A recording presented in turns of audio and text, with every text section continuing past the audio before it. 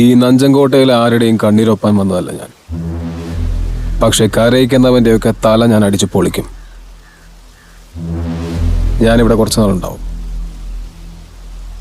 ഞാൻ ഉള്ളിടത്തോളം ഇതൊരു പോലീസ് സ്റ്റേഷനും നിങ്ങളൊക്കെ ഇവിടുത്തെ പോലീസുകാരുമായിരിക്കും.